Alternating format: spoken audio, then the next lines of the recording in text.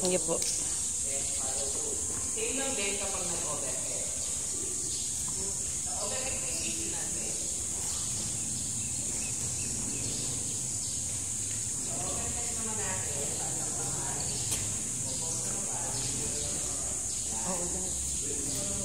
may tinatawag kami na tatlong triangle pagdating sa overhead setting.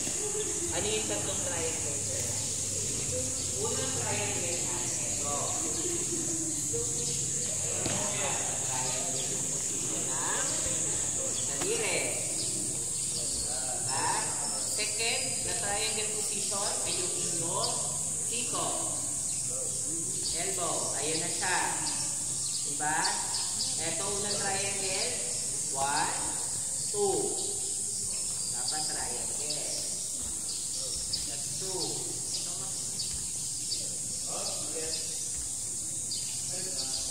Nasan yung last na triangle? Dito. Ayan yung last na triangle.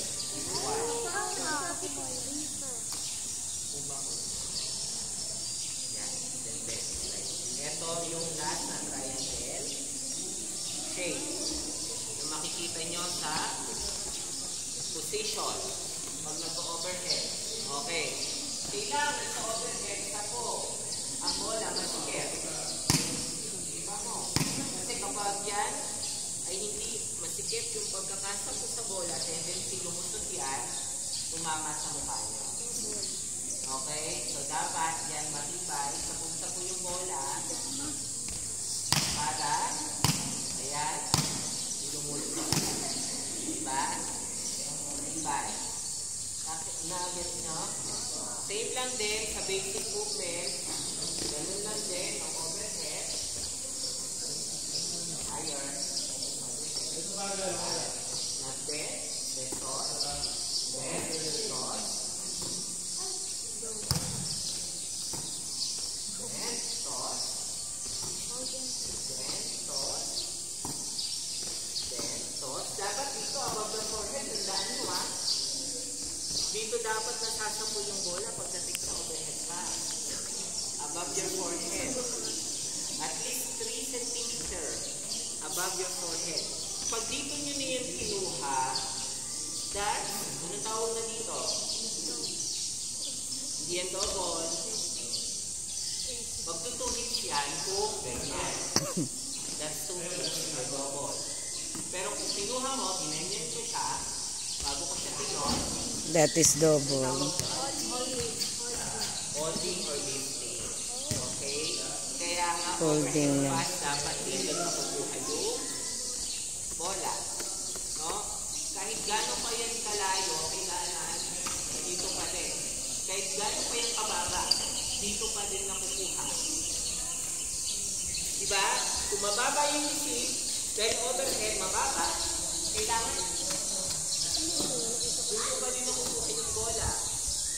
Kasi kung mababa yung isip, tapos ayan ang ginawa nyo, elbow. Diba? Kung hindi na kayo overhead, then underhand lang.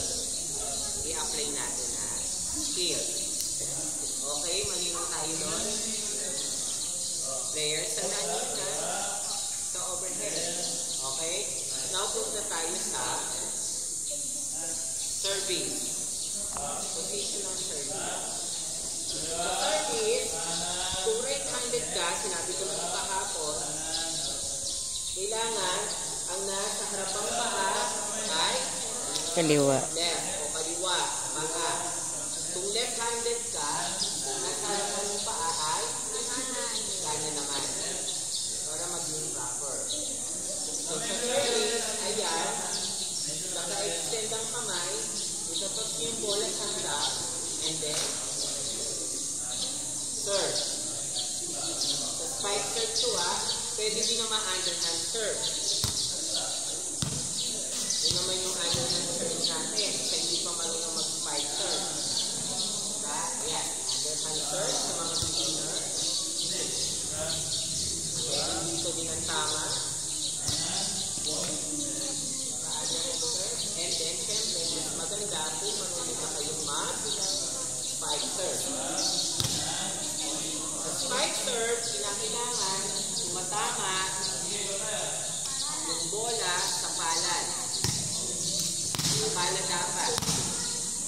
So, dito dapat sa palad tumatama. Solid. So, dapat ito matibay ang kamay pagdating sa serve. At the same time, information at galaw ng kamay, ayan o, from here, katapat ng loko. So, yung angle na to, alas 11 yan. Diba, orasan? Alas 12. Diba? Alas 11. 11 o'clock. Alas 12. Alas 11. Kapag yan ganito na, alauna, ang trajectory ng bola ay masaan? Kapag dito na sa ilalim na hit yung bola, masaan na. Diba? Pag pumalo, sa spiking, diba? Pag pumalo, sa ilalim mo pinalo yung bola, pataas yung palo mo, kaya tinatawag dito tinatawag logo. Diba? Ma-outside kasi nasa ilalim mo siya na palo. Sa ilalim mo siya na palo. Dahil sa ilalim, ang trajectory na mataas. Diba? So sa service, kailangan level up para yung trajectory niya ng bola, nakita nyo, ganun lang. Kasi kung yung net, magsa-service ako. For example,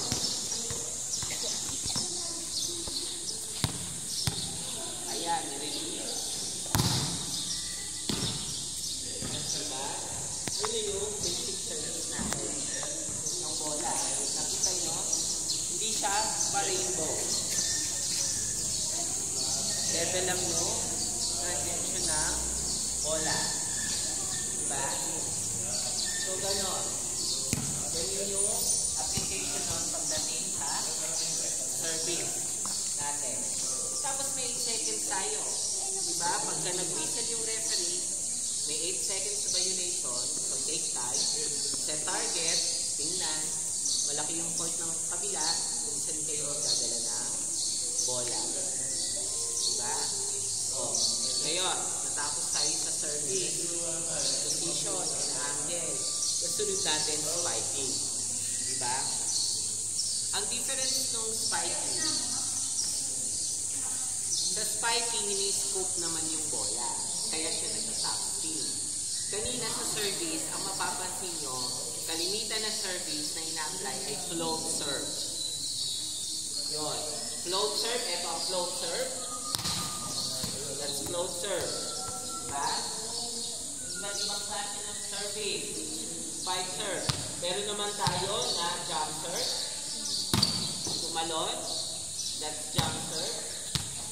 Good morning po. Jump float serve ang tawag dun ha. Kasi hindi naman yun naikot yung bola. Anong tawag dun sa unang service natin?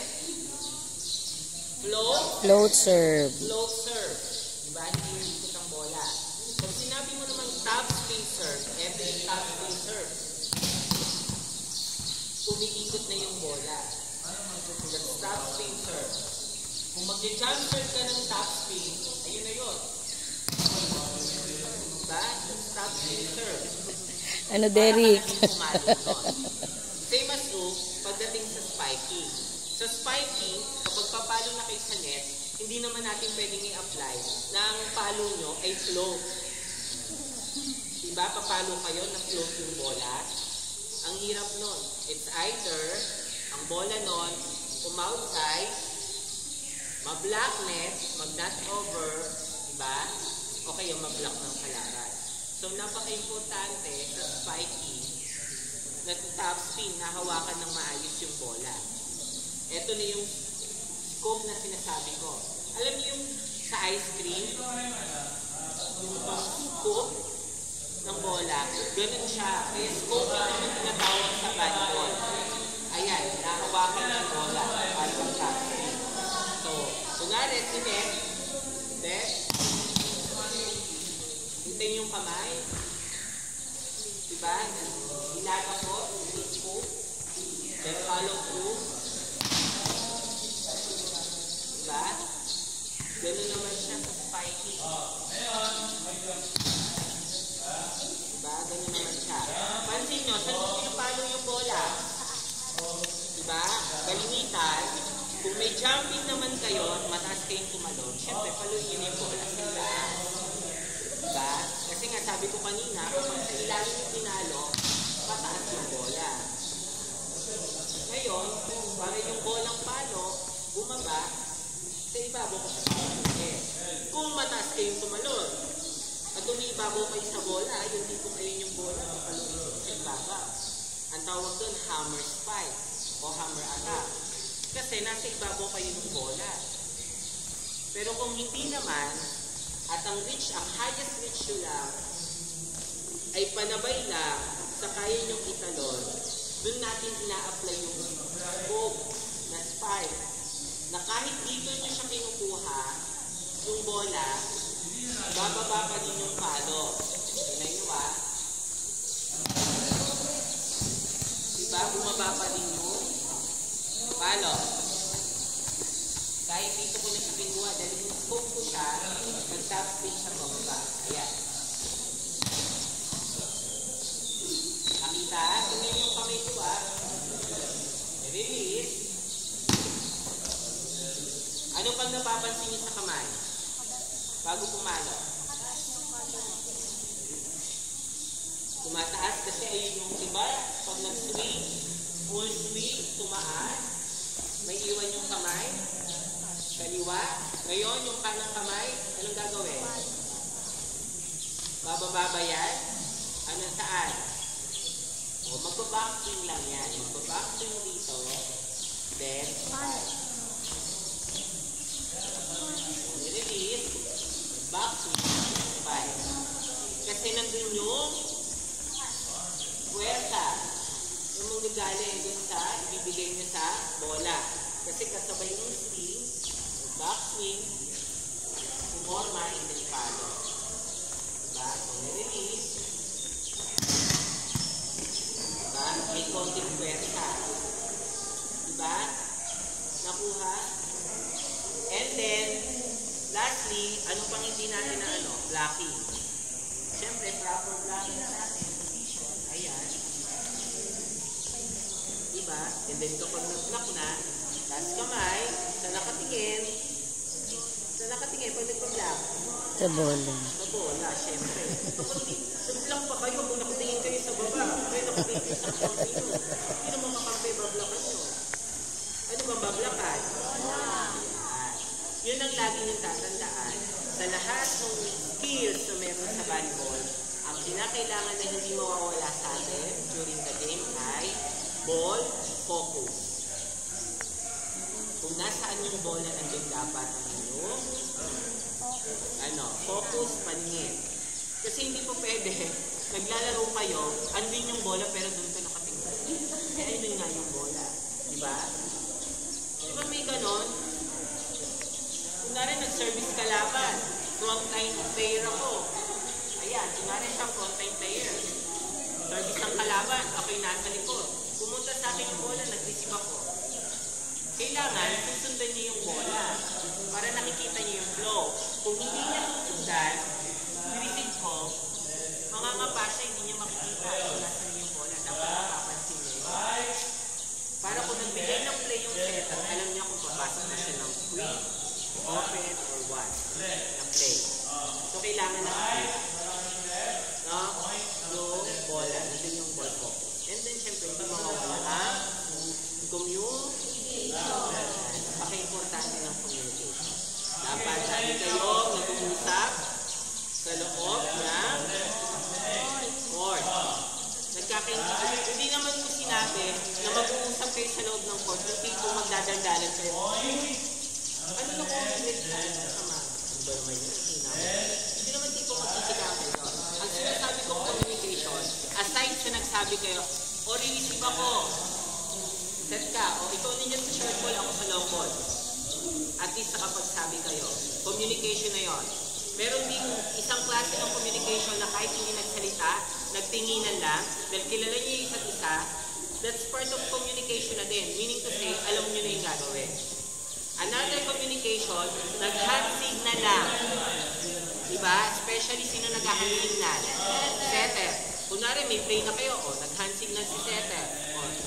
Either play 1, 2, or 3. Meron na kayong gagawin. gagawin nyo? I-execute nyo na lang yung play. Kasi na-practice nyo naman yun during training. Kung ano yung gagawin nyo sa play 1, 2, and 3. Diba? Yun yung mga iba't ibang klase ng communication. Pagkakinta, loob na